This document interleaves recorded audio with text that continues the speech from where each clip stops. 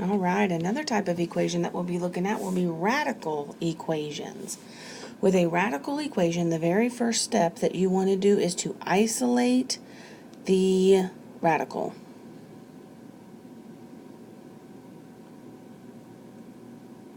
Isolate the radical. Now the radical is the same thing as your square root. So in this instance, I have a negative square root, so I'm going to add that to the other side because there's just a 0 on the other side, and then that'll help make it isolated, and then we can work it from there. So I'm going to add the square root of 15 minus 2x. Add the square root of 15 minus 2x to both sides. Now I'm left with x is equal to the square root of 15 minus this 2x. Now here's the deal. The opposite of the square root is squared. So your second step is going to be take whatever the root is. In this instance, it is a square root, but you can have a cubed root, any of that. You take the to that power. So in this instance, I'm going to square both sides. Now remember, whatever you do to one side, you have to do to the other. So if I'm going to square the square root to get rid of the radical, then you also have to square that x. So that's going to leave me now with x squared is equal to a 15 minus 2x, because the square and the square root cancel out. Cool. Now you just have a quadratic. So anytime you have a squared term, remember the lights are flashing, the bells are going off, you have to set that guy equal to 0, because you're either going to use zero factor property or this quadratic formula. So I'm going to add 2x and subtract 15. That's a minus sign. So x squared plus 2x minus 15 is now equal to 0. And if you can factor, do that, because that's so much more efficient than the quadratic formula. So you have your x and your x with a minus in the back. You know your signs are different. So because that 2 is positive, I'm going to add 5 and subtract 3. Because positive 5 and negative 3 is a positive 2. Now, set each one of these equal to 0, and you get a x is equal to a negative 5, and x is equal to a positive 3. Now, it may appear that you are finished. However, the big deal right here, whenever I am looking at radicals, is you have to check your answer.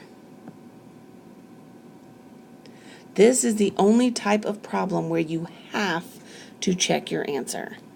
And you have to check it for extraneous solutions is what it's called. So in your problem, now plug it back into the original. Ooh, a little tongue-tied there. So I know that x is negative 5, plug it in.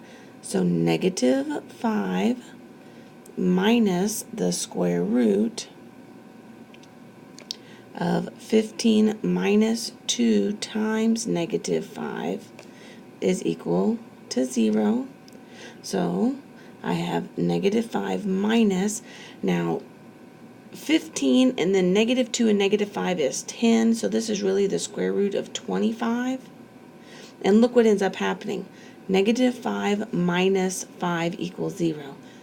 Does negative 5 minus 5 equal 0?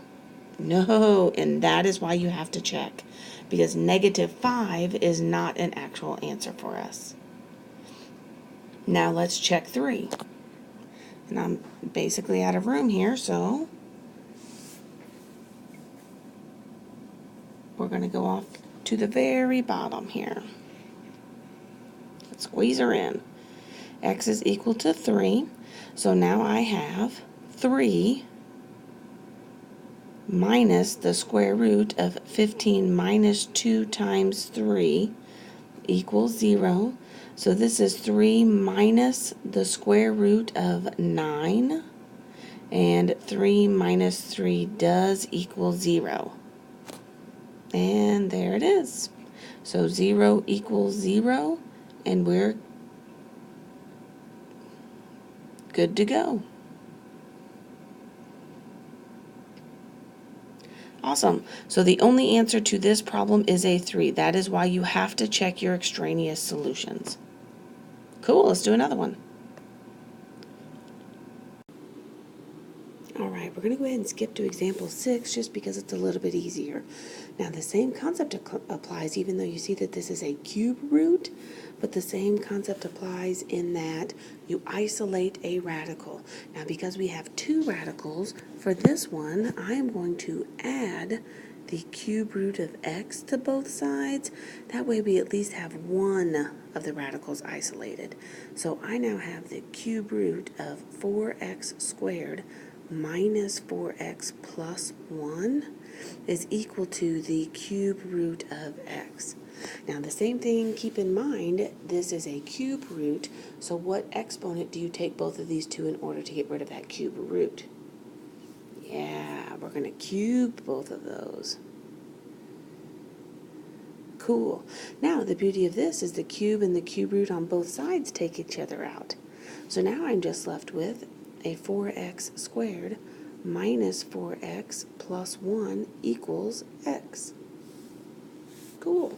Again, it's a quadratic, which is awesome. So now I'm going to subtract that x from both sides so we can get those together. And you have a 4x squared minus 5x plus 1 now equals 0. And we can factor. So if I factor this, I'm going to have a 4x and x with a... Alright, so with the plus in the back and the minus in the front, I know both of the signs are going to be minus and minus. Then you can always check your outsides and insides. So I know that I have a 4x times negative 1 is negative 4, and negative 1 gives me that negative 5. Cool. So let's do it right now. I now have 4x minus 1 equals 0, and x minus 1 equals 0. So x is a positive 1/4 because you add the 1 and divide by 4, and x is equal to a positive 1. Don't forget, anytime you have a radical, you have to check for extraneous solutions by checking your answers. So whenever I check x is equal to a 1/4, I now have the cube root of 4 times a 1/4 squared minus 4 times a 1/4 plus 1. All of that is underneath that cube root. My marker's not working. Minus the cube root of x equals 0. Sorry, that's not the cube root of x. That is the cube root of 1/4 in there. Okay, now don't get all worked up about this cube root of 1/4. The whole goal is that you have the same thing subtracting to give you 0. So let's look at what happens here. If I were to simplify this, you get the cube root of 4 times 1/16, right? And then 4's cancel out, so I'm left with minus 1 plus 1. So those cancel out to give you a 0. 4 goes into 16 4 times. And then this is minus the cube root of 1/4 equals 0. So I have the cube root of 1/4 minus the cube root of 1/4, and that's where you get your 0. So 1/4 is a legit answer. Check 1. X is equal to 1. I have the cube root of 4 times 1 squared minus 4 times 1 plus 1 minus the cube root of 1 equals 0. So this will be 4 minus 4. So I now have the cube root of 1 minus the cube root of 1 equals 0, and that is also true. So for this problem, you have 2 answers. Awesome. Now the next problem is going to be super exciting. Get ready.